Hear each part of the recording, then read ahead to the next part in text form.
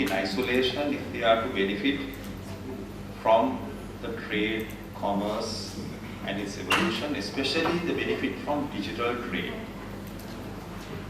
In recent times, there are efforts to take our country in the direction of several free trade agreements, because we are only talking about the fact that people want to leave the country. But if you want to look at scenarios where we want people back to the country, we have to look at digital trade, digital commerce, digital economy as a pillar for the growth. And that's where public sector officials like you all also have to play a role in supporting that endeavor, because we can always be talking about what we did wrong and not what we did right, and our children leave and we are left alone.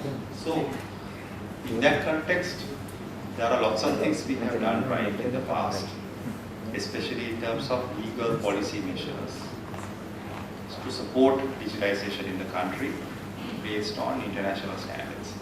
So to benefit from digital economy, as well as to address the challenges, are always relying on global standards. And I'll come to one or two examples of scenarios which we have adopted that will benefit even the government sector adopt digitization.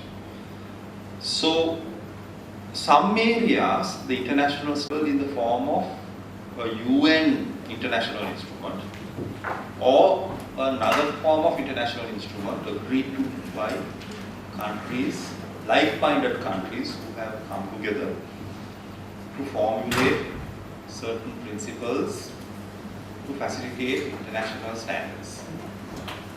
So in the area of UN taking a lead, the only area they have so far been successful is in the area of digital trade and commerce through a body of the first point I have made about addressing challenges, dealing with cybersecurity, the UN is ad hoc committee discussing who have worked together to create a framework to deal with the problem of the crime and enable countries to gather electronic evidence from multiple sources, provided basic human rights, rule of law measures are in place domestically, where courts and independent review is possible. And the instrument is called the Budapest Cybercrime Convention. I think Lakmal might dare me to be this because I was supposed to give a very high-level overview and you won't have time to read it. But I just want to flag that for future consideration. And interestingly, Sri Lanka is part of that. We are the first South Asian country to become part of the Budapest Cybercrime Convention, and the CID Cybercrime Investigation Unit Division, which is now a Cybercrime Investigation Division of the CID, and digital forensic activity connected with including social media investigation unit were all established as part of our efforts under the Budapest Cybercrime Convention. Privacy data protection, although some UN such as ICCPR, International Convention on Political Rights, and some other instruments refer to that. It refer to privacy in various places. There is no common framework yet giving comprehensive cover how to address challenges and how to manage issues connected with privacy. So often countries have to draw reference to two standards available. One is the APAC privacy framework, and then we have the OECD privacy guidelines, on which both APAC privacy framework and the European Union General Data Protection Regulations were built. Those are very advanced standards. We can't afford to reach that level yet, but we have amalgamated both into one hybrid model, and the recent Data Protection Act, which I'm going to talk about, is a reflection of a convergence of two international standards in this area. Cybersecurity, again a challenging area because the global division internationally in the UN with regard to what might be a very international diplomatic topic now. But a country wanting to adopt cybersecurity legislation to manage, mitigate issues often would need to look at a standard. And in our work at Sri Lanka CERT, in developing a cybersecurity legislation, many laws, many of us were inspired by what was done by OECD and the NIST. So those standard reference instruments were intact, and our international cooperation on cybersecurity and Sri Lanka CERT is at the forefront in building legislative framework on cybersecurity, which is still being finalized. But on top of all those categories, there is something new that has come up. Because countries have taken different positions in this area, in the area of social behavior, in the area of different forms of content being posted online, including terrorism, violent extremist content online, it has been difficult to reach consensus by countries. So countries have worked with private sector, not in isolation. They have worked with private sector globally to develop standards, and these are in international law. And the most important one in that list is the Christchurch call, a collective set of actions to eliminate violent extremist content online, which was developed under the leadership of the then New Zealand Prime Minister and the present President of France, working in collaboration together with Facebook, Google, Microsoft, Twitter, and lots of other social media companies. Sri Lanka entered that along with South Korea in of September 2019. Right? Christchurch call, it actually happened after a tragedy. You may remember an incident in the mosque in Christchurch where a person who went and did that attack was live streaming content real time, and it was uploaded to a number of social media channels. Although domestically it was taken down, the concept of viral distribution, which means that the content that was posted by others outside and other persons based on those went on further post them, meant that it went viral globally, and all of the ones which were spreading took a long time to take down from the internet. So these are challenges, and in the context of the recent online safety law that was controversial, we find it difficult to fix it in any of these boxes, and it's good news that the government folks who did it wrong admitted error and now trying to fix the problem. So in our Sri Lankan landscape, we have many digital laws. Okay? Starting with the Intellectual Property Act modernization based on an international standard. I will not go into the details of how software is protected, but in the government space, if you look at the e-government policy of 2009 or 2010, and the circulars based on the e-government policy. There is a separate chapter dealing with intellectual property founded on the principles of the Intellectual Property Act in relation to the IT service and in relation to procurement of software. You might like to look at the options available as described in the e-government policy. If you can't if you cannot find it anymore, please contact Sri Lanka CERT and Kanishka.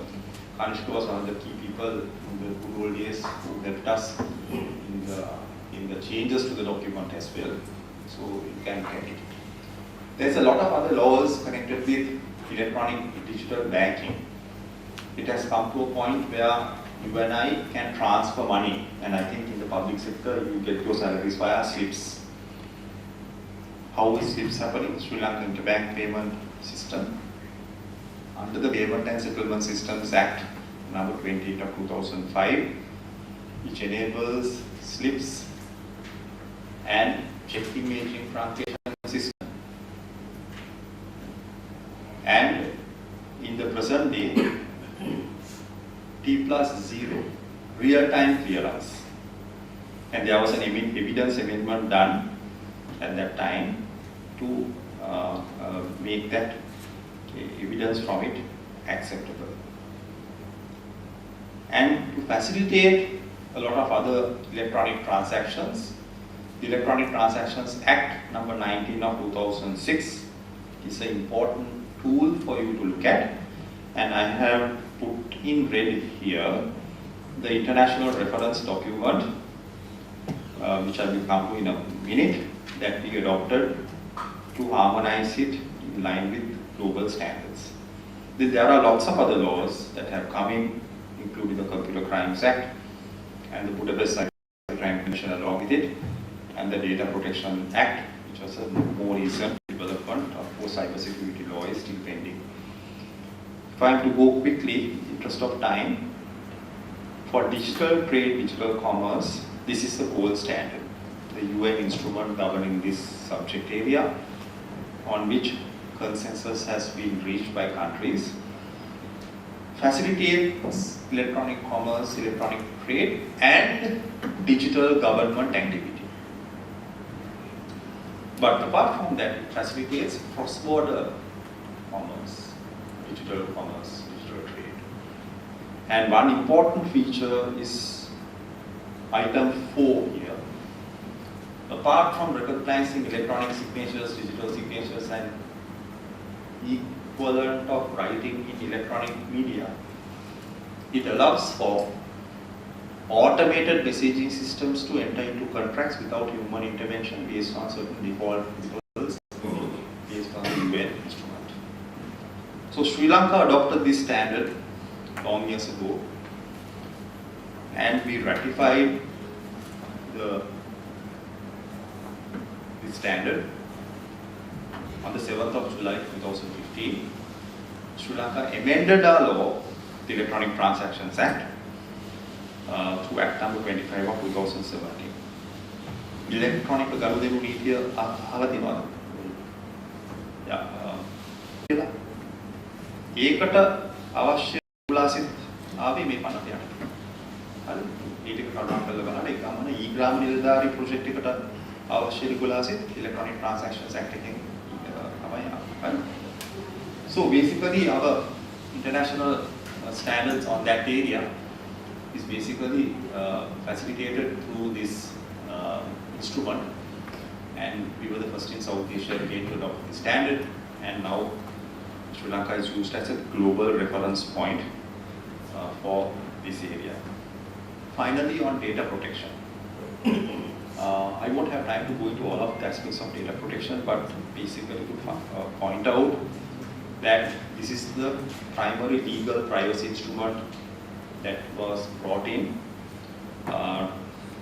and was built on a number of international legal standards we looked at. But in drafting this law, a lot of consultations took place between stakeholders, including with government officers. Now remember, since you are in the IT service, all of you have to keep in mind that in all this technology adoption or even manual paper related to data you are collecting, in relation to processing of personal data, this law provides the regulatory framework applicable to government and private sector in the same way. And since you are from the IT service, keep in mind the issues that can arise in processing personal data. So this law is about regulating processing of personal data, and it allows for citizens and other data subjects, individuals, to exercise certain rights, but subject to certain limitations. It also establishes a new regulatory authority, but we have to keep in mind why this law was done. It was done not to go on a major regulatory overdrive, but it was done with the objective of ensuring that Sri Lanka can use that as an instrument to facilitate growth, innovation in the digital economy, whilst looking after the rights of individuals, not only Sri Lankans, but those who are visiting the country, who are working on a work permit, those who are coming here as tourists, are equally protected in the law. This law is going to come into operation from the 18th of March 2025. On the 8th of January this year, there was a gazette issued giving the time frames for implementation. So the internal operation aspects was put in place on the 1st of December 2023, and the Act is supposed to come into operation on 18th March 2025. But I would like to emphasize that at this moment in time, the new regulator is still being established, and they are in the process of hiring staff, and there are challenges with regard to the types, categories of staff, etc., that is being worked out. But here are some important definitions. What is personal data? All personal identifiers, online, your identity, your email, your identity card number, your address. I know a lot of your departments are collecting this information. Even at the point of entry into the premises, right, where you give the identity cards, they are writing down in a logbook, right? Whether the data is collected in manual form or digitally in future, they are careless about it. They are generally not a privacy. South Asians, especially privacy conscious people, we like to talk everything other than ourselves. We like to talk about what other people do. So in that kind of situation, implementing a privacy regime is going to be a complex long-term journey, but it's a baby step in the direction of creating trust. So I just want to emphasize why the law was done. To protect personal data which is defined. Who is protected? Somebody called a data subject, which is a natural person, alive or deceased, to whom that personal data relates. And the law is applicable to somebody called a controller or a processor. We have done, during the time the law was being done, we did workshops for immigration, motor traffic department, going back to 2019, we did several workshops for identity card department, registrar generals, but I don't know how many of you were there. We did a workshop, a detailed workshop for pensions department as well. But I think it was done at the head of the department and operation level by some of the key administrative officers, but maybe the IT service was not present. You might have to look at this law carefully.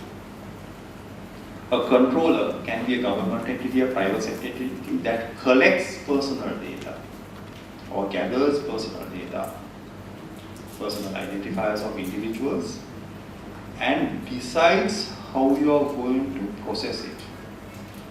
A processor is an entity that is hired by a controller or a third-party provider to support your activity.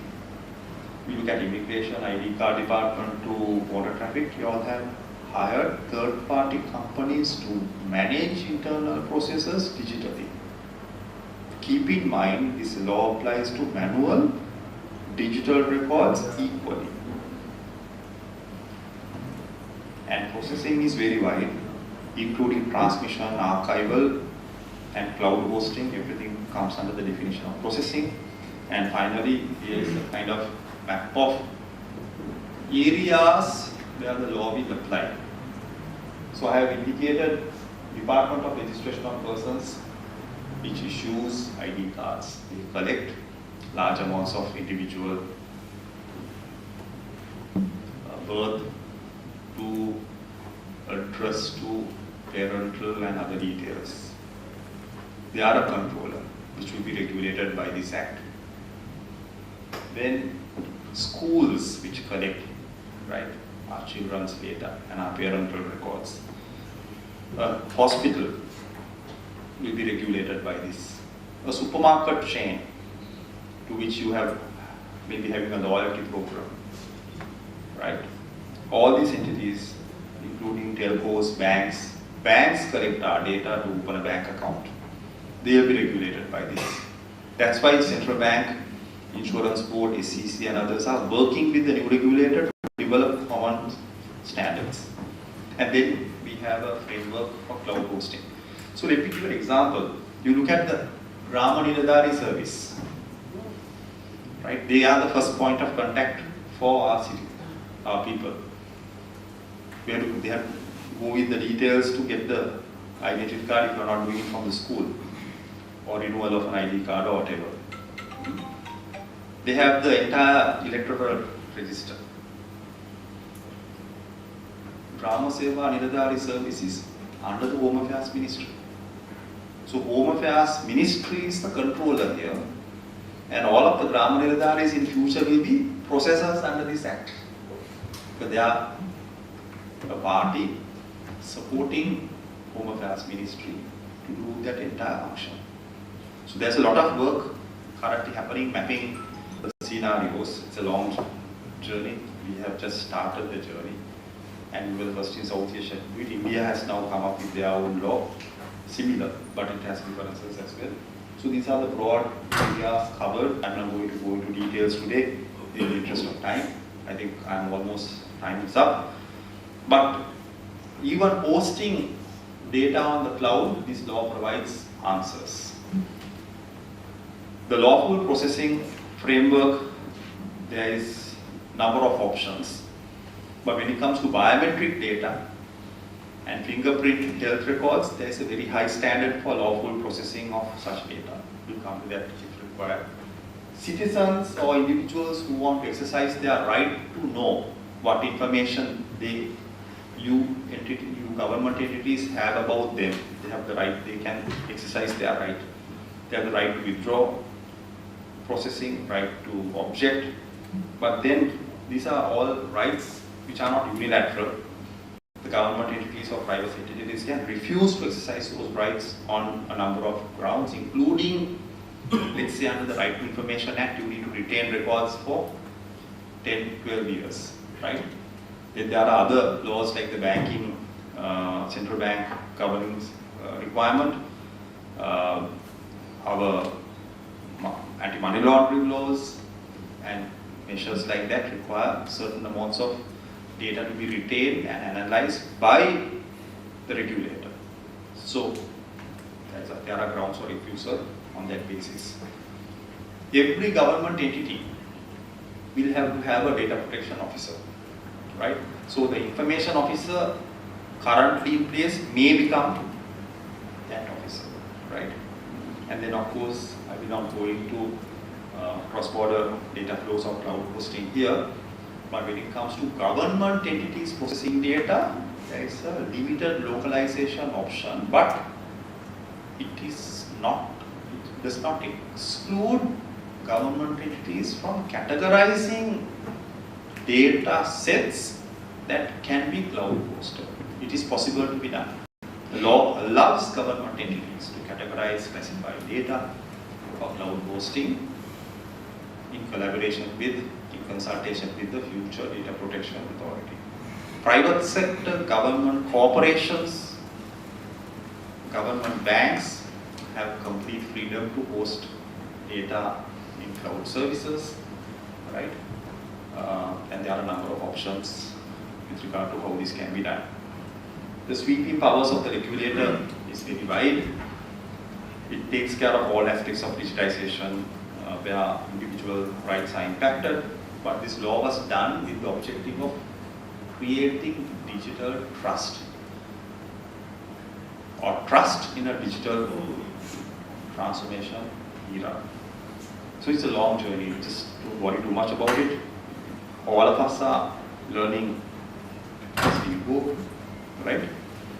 Directives and penalties quite high, 10 million maximum. But remember, before hitting directives, the regulator is required by law to conduct inquiries and give directions to violating parties to get back on track, to do course corrections. So that is allowed under the new act. And of course, if you have done internal housekeeping, as put down in the last slide, last para here, there are lots of areas you can mitigate liability. If you have processed it properly, if you have addressed the grievance of the complainant properly, if you have done internal basic housekeeping to maintain your records securely, and if you have what is called an in-house data protection management program, right? I think SLIDA will be conducting more detailed programs on this in months to come. Look out for those programs, and I hope you will take part in them actively. So with that note, Lamkmal, thank you. I've taken about 40 minutes. Sorry about it, and thanks.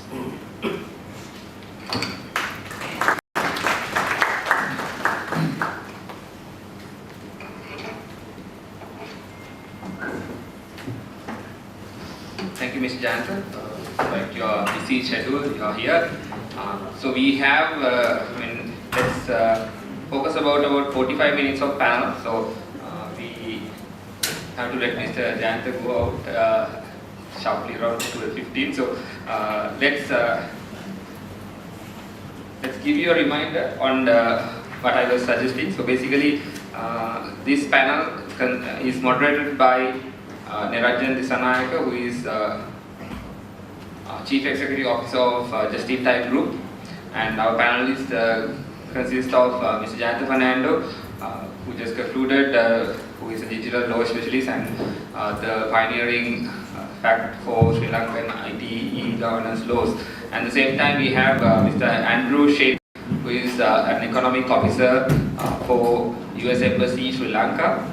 At the same time, your keynote speaker Shamatha Gavatta, who is the Chief Information Security Officer, Lanka Pay. So I would like to hand over the session to Niranjan to take the things forward. Niranjan, you have about 45 years he's doing in the government sector, so you can raise questions to Andrew. I believe he will enlighten us as much as he possible. So thank you very much. Niranjan, over to you. Thanks, Atma.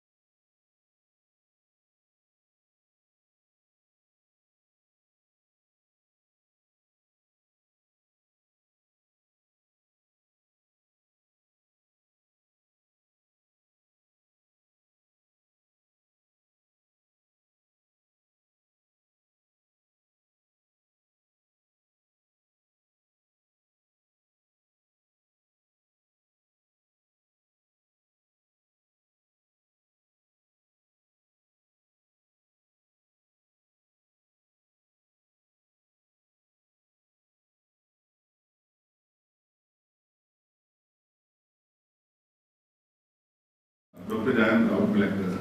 Jayant spoke about the legislations and the regulatory aspects and various acts that have been introduced and that are to be introduced in future as well.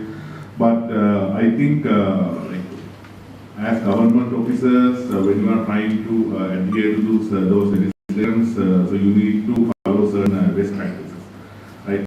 And so you need to safeguard public interest and also, so these legal legislations are very complex. So, Jayanta, according to your experience, so what are the best practices government entities can follow when they are to implement these new legal legislations? I mean, how can they navigate these challenges? Yeah, thanks.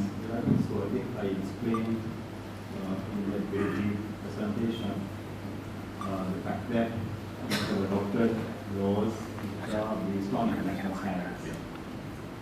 But applying those laws in practice in government or private sector entities, all of our countries, most of our countries fall behind. It's a common phenomenon not only here but